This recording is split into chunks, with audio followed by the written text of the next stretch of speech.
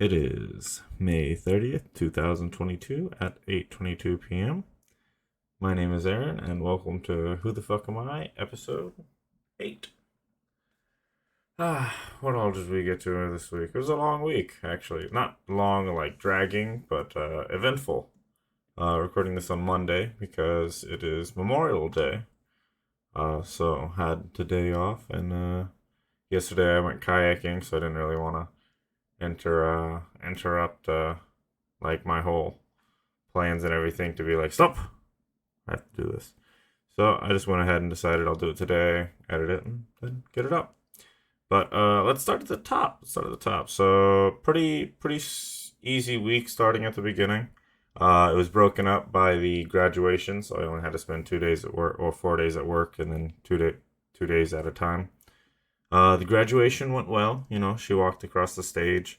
I was gonna bring my flask in and everything, but they ended up having metal detectors. So it was this long trek too. So like we walked all the way from from the parking lot, and it was probably honestly like 3/4 of a mile in the middle of the Florida heat. So that was not fun. So we ended up having to walk all the way back because it was me and my sister that decided to go back and drop that back off and then make our way back in. And we slid in just before they started. But all in all, it was good. We ended up going to a hibachi place after that, and then yeah, I don't know. It's weird thinking that she's damn near all grown up. Her birthday is actually June 9th, so that's coming up in like 9 days, 10 days. Is this a 31-day month? I don't know. Let's find out. 31-day month, so 10 days. Yeah, and yeah, nah, she'll be off to bigger and better things, so that's gonna be fun to see her go off and do her own thing. But after that, another 2 days back at work, jetted back on over, and then Friday I actually left work early because I had to go to the tax collector office for renew some registrations, and I like speed ran the tax collector office because I get there. I was in and out in like 15 minutes, which is like unheard of at like the tax collector or DMV or whatever the fuck. Uh, but I get there at like 3:24, yeah, and I'm back in my truck at 3:36. So what is that? 12 minutes? 12 minutes. Because I went in, sat down. I was next to fucking some young kid, some dude that looked like he was like just pushing his 40s, and then some chick that she did not look good for her age. I don't know how old she was. She was probably like 40 something or like mid 50s. But they start talking about this generation's too lazy and everything, and I thought that was funny because I was just sitting there in the middle of them. I think I only chimed in because she said, y'all's generation is lazy. And I was like, hello, excuse me? It's like the last generation was lazy. The generation before that was lazy. The one before that. We've just all been lazy. We're all lazy people. But then they called up what I needed because apparently no one else was in line. So I jumped up immediately whenever they were like, "Hey, does anyone need this service?" And yeah, took me like 2 minutes talking to the lady and her having to figure out my shit, and I was out of there. I left work like 30 minutes early, and then ended up getting home that at the same time that I normally would. So that was dope. But after that, that was my Friday. We went my girlfriend came down and we ended up going to Lowe's to get paint because we decided to. Oh yeah, no, I told you. Fuck yeah. I was talking about painting my one room, which is actually just my room, I guess. So we ended up doing it. I picked out the paint for that, and then we ended up painting it. I'll put the photos up as I talk, just because we have like a couple throughout. But picked up the rooms for that, and then we have leftover paint too. So I'll probably end up doing like the reverse scheme that I did for that room in the far room. Uh, but then I also picked out the colors for this room, which should be cool. So eventually I'll have these in the background somewhere. But yeah, it turned out really good. I think we ended up running out of tape at one point and had to freehand some stuff. But we did pretty well for having a freehand at all. But yeah, that was Friday and Saturday that we did that. We got the paint Friday and everything, and then Saturday we actually sat down and did it. And then oh fuck, let me see, did I miss something? Oh no. And then Sunday rolls around after that. And then we went kayaking with my buddy Spill David and Carl. And then yeah, we all took photos of that too, so I'll be putting that up. But that was a good time. I think we rented them for the day. It was like $40 or some shit. 40. No, it was 40. And yeah, we went out on the water. It was nice because it was like 2 hours or the full day. There was a $5 difference. But we didn't have to worry about like rushing to get them back. We probably ended up kayaking about 4 miles or something because we went the normal trail, but since we had them for the full day, we ended up going a little bit farther down the river that we were on. But yeah, heck yeah. What else? Oh yeah, and then I did the ferns. I did it. So I'm actually really proud of it because I'll hopefully have a before picture around like here-ish or somewhere. And then an after picture, I'll do it over here. I still haven't learned how to point when I'm looking in it. I turn over at the camera so I can figure it out, and it just doesn't work. So I'm just going to actually just start. You have a before over here and an after over here. But yeah, no, it ended up being 3 full garbage bags of ferns, and then this like garbage bag of practically dirt. But I might not even haul that one off to the recycling or the place. Might just fucking end up dumping that one. But it was a massacre. So we're on track. We ended up clearing up a bunch of the space around the water well, around the well. Found out that there's like a fucking stump there that's like holding it up. It's kind of beat up. I'm actually gonna need to get someone to come take a look at it, I think. But it's I did it. But we're gonna do it some more. I want to push back the ferns on the right and the left of it, and then end up stoning them off and getting like a nice little actual fern garden. What else we got? TV shows. Yes. So Halo's done, kind of thankfully. But what we got going on is now we got. I ended up binge watching Love, Death, and Robots, which is it's like an animated short series. They're on season 3 now, and season 1 and 2 were both really good. They're all like their own individual stories. Some have like that are reoccurring, like these 2 robots, but season 3 didn't disappoint either. My favorites from it were the episode 2, which was this bad traveling, which is kind of like this whole pirate one. I liked the art style behind it, and the whole story and how it all played out was really cool.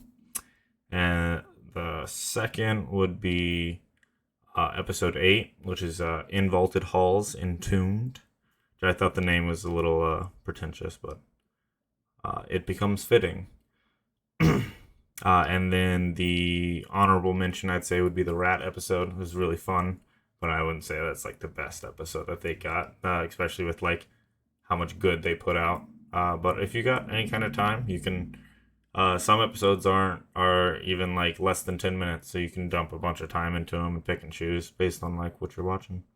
Other than that, we got Stranger Things 4, which is, I mean, it's okay. I'm not like, I liked the first 2 Stranger Things 3. I actually really like Stranger Things 3 just because Billy was a big proponent and like character in it. But 4 is, I don't know. I think they're stretching a little with the story. I don't think it's bad by any means, though. I think it's pretty good. It's pretty tough to keep something going like that. But I think it's really great that they're keeping all the same actors and everything throughout.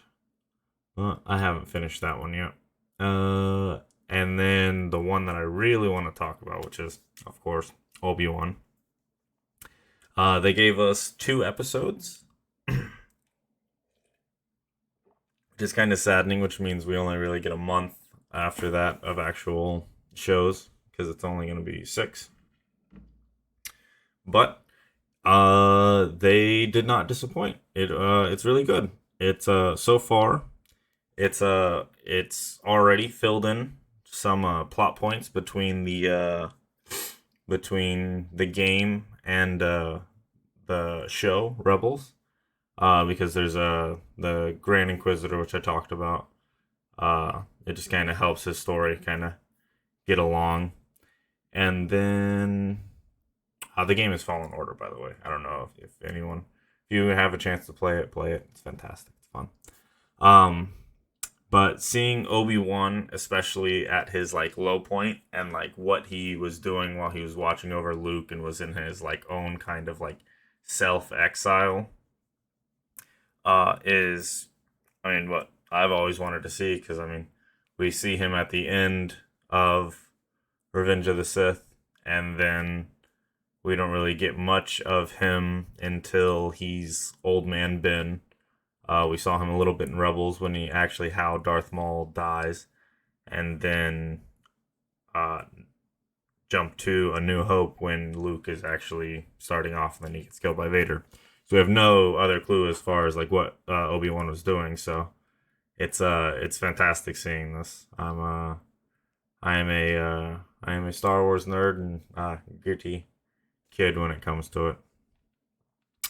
I think actually my only complaint for the show is that we're getting like I think the first episode was like 55 minutes and the second episode was like 40, but we're also so they're not very long, but we're also getting the like 6 to 7 minutes of credits, and it's like I just want my shows to actually be the length that they are. But I get it, because I mean Disney's sinking a lot of money in this to make it really good, so the credits are very long. But there's so many people, just give me like 5 more minutes. 5 more minutes of their screen time. But I think that's everything for my week. I mean, I don't have anything planned actually for next week. I mean, I guess I'll have to get more tape because I want to start prepping the other room to get painted at some point. And then yeah, I think that's the only thing, that and the ferns. And then updating you on Obi-Wan, I guess, is probably most of my life. And I guess Stranger Things. I feel like I'll be done with it by the time next week rolls around, and I'll tell you what I think about it. But what are we talking about today? So I got 2 things that I picked out. So I got Happy is an Asian elephant, but is she also a person? I figured with all the other news going on this week with the elementary school that got shot up, it would be nice to just have 2 little fun pieces in your week. For Taylor Swift was the inspiration for the name of a new millipede species, which actually, I think we'll start with this one and then figure out if the Asian elephant is a person. Let me go ahead and...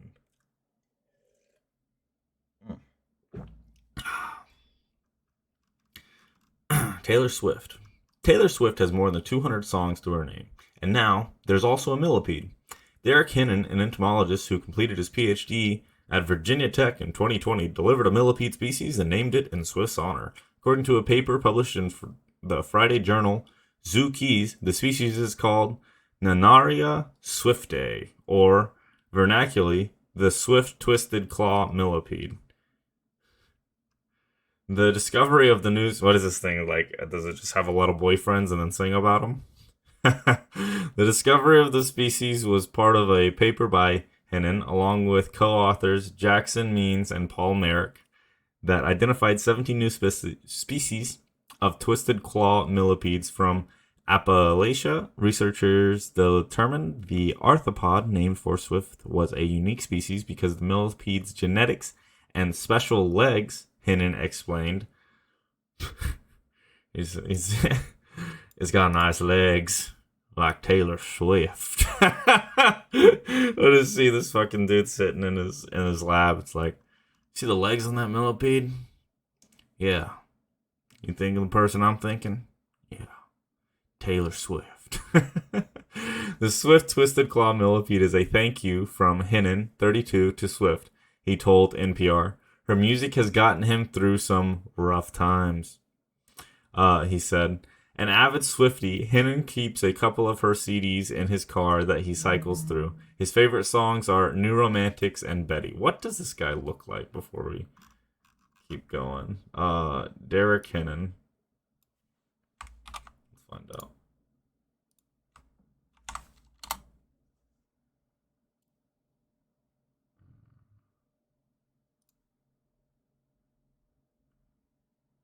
Yeah. Yeah, that looks about right. There you go. As part of his research, Hinnon traveled to 17 states, including Virginia, the Carolinas, Pennsylvania, and New York, in search of millipedes, often traveling with others. He said he was able to include some of Swift's music during the drives. He found the Swift Twisted Claw Millipede at Fall Creek Falls State Park in Tennessee, a state that also marks the beginning of Swift's career. As a teenager, Swift moved to Hendersonville, Tennessee to pursue a country music career in Nashville. Jesus, I'm just mixing words together. Hannon remembers pulling into a parking lot with his team and searching through some woods on the side of the road. The area was kind of dry, he remembered, and he and his team spent about 45 minutes searching before they shifted their inspection to the other side of the road. And then we started finding them, Hannon said. That park has just this gorgeous overlook at it. And we picked up one there and then kind of went down the road and found some more.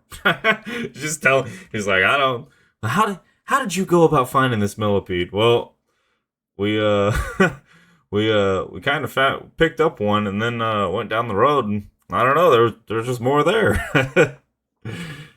Down the line, Hinnon said the Swift Twisted Claw Millipede should be pretty well protected because it's in a state park. The millipede was also found in other Tennessee counties. It'll probably be around for quite a while now, he said. Yeah, okay. Fucking bug people. The Swift Twisted Millipede or Twisted Claw. Oh yeah. All right, bug people. This guy. All right. Is this elephant a person? Okay. Let's see. Happy is an Asian elephant, but is she also a person? Albany, New York.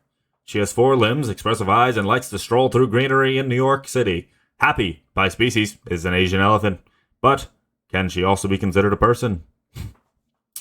That question was before New York's highest court Wednesday in a closely watched case over whether a basic human right can be extended to an animal. The advocates of the Non-Human Rights Project say, yes, Happy is its name is Happy. Autonomous, cognitively complex elephant worthy of the right reserved in law for a person. The Bronx Zoo, where Happy resides, says no. Through an attorney, the zoo argues Happy is neither illegally imprisoned nor a person, but a well cared for elephant. Respected as the magnificent creature she is. So I just want to say, I've always said that if elephants had opposable thumbs, they would have taken over the world by now. Because their brains and their ability to just remember things is incredible. I love elephants. Happy has lived at the Bronx Zoo for 45 years. She's been imprisoned at the Bronx Zoo for 45 years. She is a person.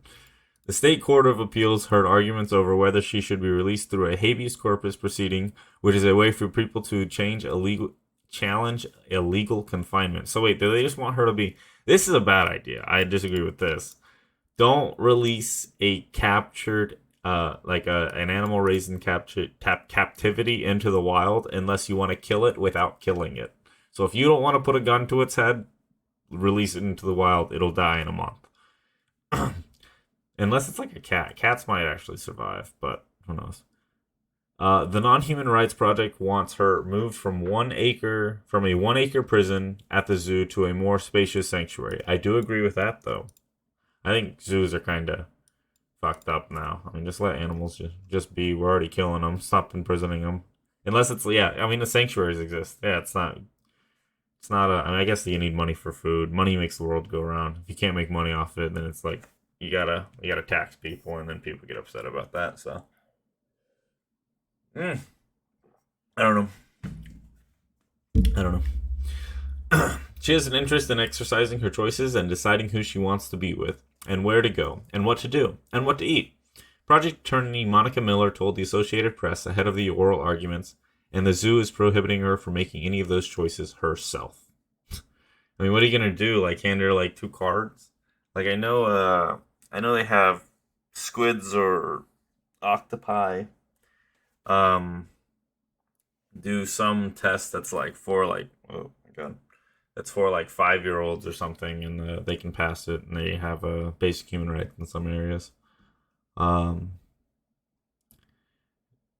oh yeah, yeah, yeah. The group said that in 2005, Happy became the first elephant to pass a self-awareness indicator test, repeatedly touching a white X on her forehead as she looked in a large mirror. The zoo and I mean, yeah, but you could teach like a baby to do this eventually. Like you can teach babies sign language. The zoo and its supporters warn that a win for advocates of the non-human rights project should, if there's an entire, I don't even know if I want to read the rest of this. If your attorney's Happy is being treated at the zoo, her right to bodily liberty is being violated. Okay. The blatant exploitation of Happy the elephant by NPR to advance their coordinated agenda shows no concern.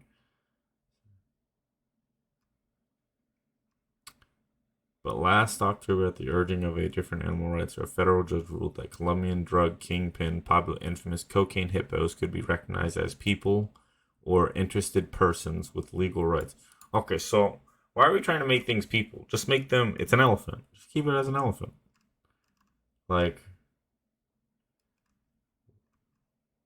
I kind of agree with it, but at the end of the day, it's like it's not your elephant, right? Like, is this just people just upset at the zoo? I couldn't keep a dog. I mean, dogs can memorize words. I mean, yeah. Have you been seeing the? I'm gonna actually talk about dogs real quick, and then probably end this because this seems a little left field. In a friend of the court brief, the New York Farm Bureau and other agricultural groups said NPR's newfangled theory of personhood would sweep up pigs, cows, and chickens. See, I like pigs, cows, and chickens, and I don't want to do the killing. I don't know. I don't know. I'm gonna finish this up. But dogs, I've been following this one Instagram account called what the fuck is it called? I think it's Mila's fucking something. It's this dog that has like those dog buttons, and it's a super smart dog. You can there's a couple of her talking about talking to her owners, like where she like calls mom or dad and is like potty, and then she'll do it for like the other dog too. So like she's communicating for the other dog to them, which is super cool to watch. I don't know. I think we'll be talking animals in 100 years. That'll be dope. But I think that's gonna be all. I'm gonna go ahead and say this elephant isn't a person. I'm gonna say that it's an elephant.